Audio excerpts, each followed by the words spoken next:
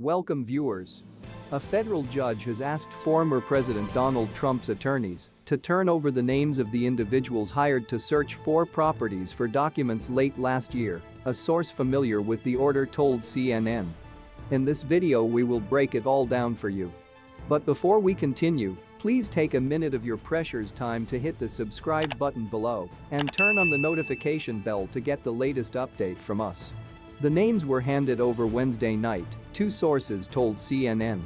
It's the latest twist in the Justice Department's efforts to use the court to enforce a subpoena from May that sought to collect all classified records Trump kept in his possession after leaving the presidency. The New York Times first reported the development. Trump's legal team hired 2 individuals to search Trump Tower in New York, the Bedminster Golf Club, an office location in Florida, and a storage unit in Florida where ultimately 2 documents with classified markings were found, CNN has previously reported. Those documents were handed over to the FBI. No other documents with classified markings were found during the search of the 4 Trump's properties.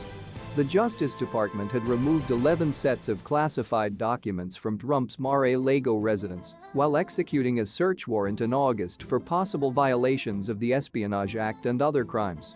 The 4 searches overseen by Trump's legal team came amid lingering concerns from the Justice Department that not all documents had been returned to the federal government.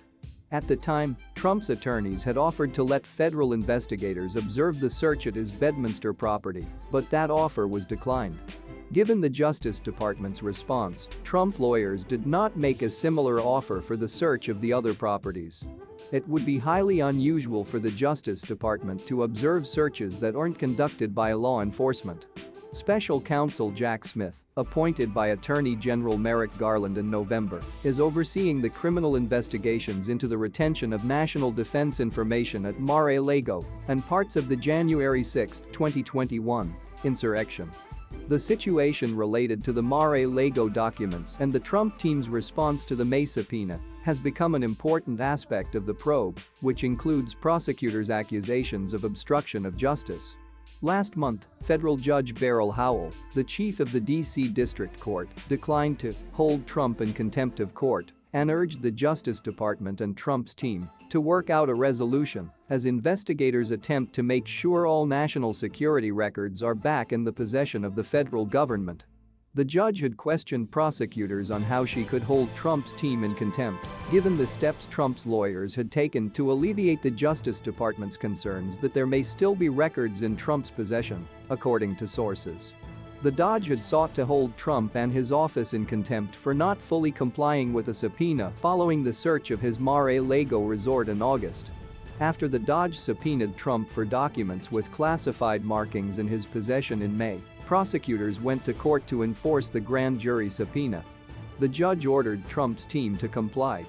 That prompted the search by Trump lawyers that yielded the 2 additional documents with classification markings.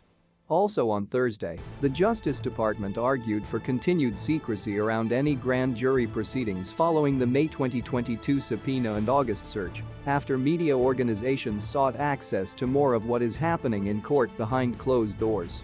The judge, Howell, hasn't decided if any new documents can be released. The government has not publicly disclosed any request to hold the former president or his representatives in contempt. Nor can the government confirm or deny whether it has made any such request, the DOJ argued in the filing. To the extent any such request exists, it and any related proceedings would be in connection with secret grand jury proceedings protected from disclosure. The DOJ, however, previously discussed the May subpoena and publicly said officials didn't believe Trump had fully complied. Please, what is your take on this? And remember to subscribe as well. Thanks for watching.